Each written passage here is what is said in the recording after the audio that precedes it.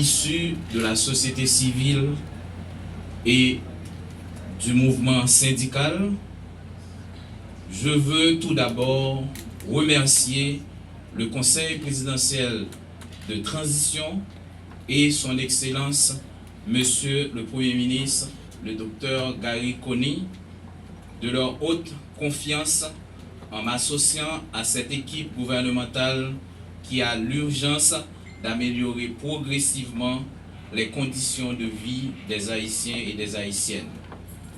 Qu'il leur plaira d'accepter l'expression de ma plus haute gratitude.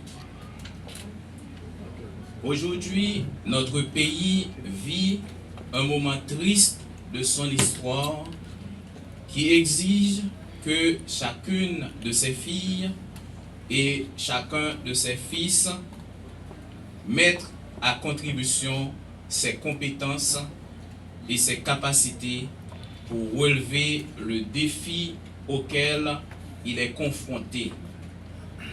C'est à ce carrefour historique que le devoir m'appelle à servir. Et avec la plus grande humilité et simplicité, je ne fais qu'obéir.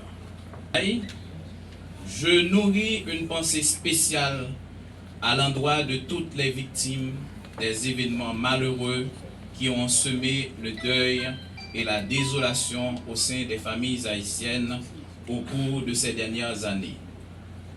Je pense aux enfants, aux filles et aux femmes violées, aux personnes déplacées internes qui vivent dans des conditions et ceux qui ont perdu espoir.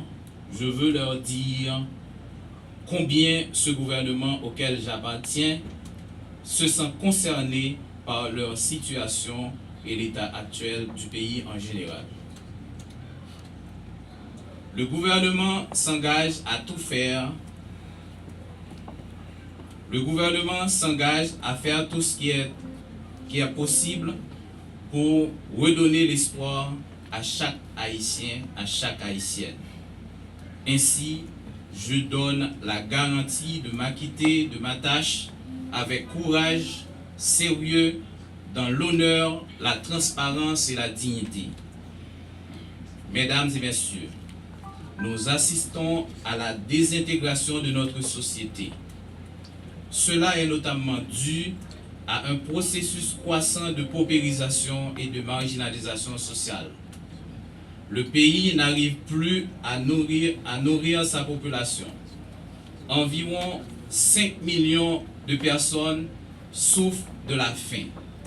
Au cours de ces 6 derniers mois, la violence des gangs armés ont contraint plus de 500 000 de nos concitoyennes et concitoyens d'aller se réfugier dans des campements de fortune, ce qui constitue une violation de leurs droits.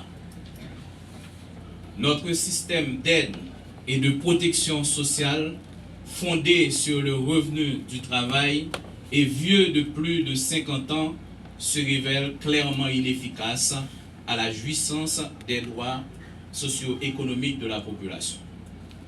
La violence des gangs armés a aggravé davantage cette situation, occasionnant notamment dans les secteurs sous-traitance et informels la faillite de beaucoup d'institutions, d'entreprises, etc. Le désespoir de nos jeunes les pousse dans les aventures périlleuses de l'immigration illégale, particulièrement en République dominicaine, au Chili, au Brésil, au Nicaragua, aux États-Unis d'Amérique et j'en passe. Mesdames, Messieurs, permettez-moi en la circonstance de saluer le ministre sortant, Monsieur Rico Audené-Pierre, qui me passe le maillet aujourd'hui, même lorsqu'il est absent à la cérémonie.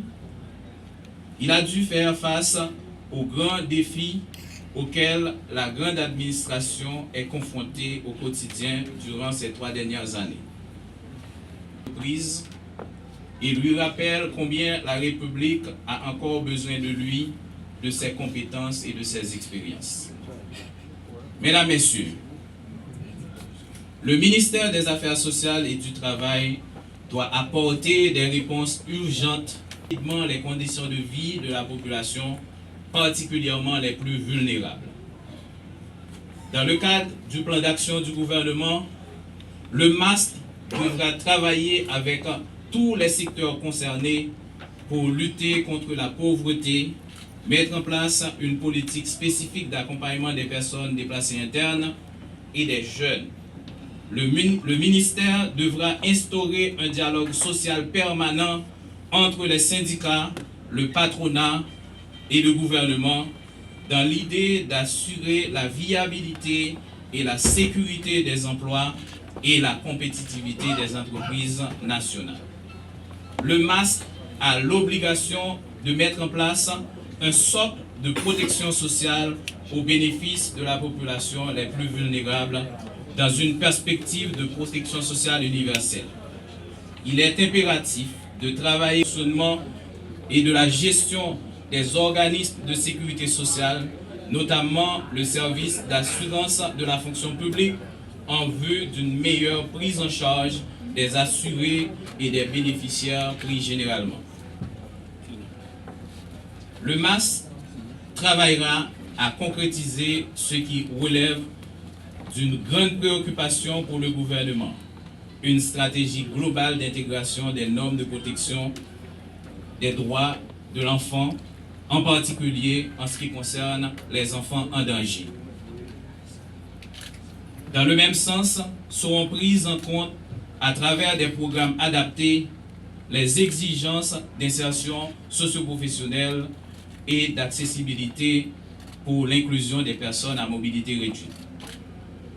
Enfin, en référant à la résolution 2699 du 2 octobre 2023, le ministère des Affaires sociales et du Travail aura un rôle majeur à jouer dans la stabilisation et l'instauration de la paix sociale dans le pays, indépendamment des activités qui seront menées par la mission multinationale d'appui à la sécurité. Chères collaboratrices, chers collaborateurs, je connais vos frustrations et vos complaintes. Je veux donc vous rassurer que je ferai tout ce qui est possible pour garantir vos droits et de meilleures conditions de travail. Je viens au ministère des Affaires sociales et du Travail pour travailler au redressement de notre image, de son image, et à fournir des services publics aux usagers dans le respect des normes administratives et dans la loyauté.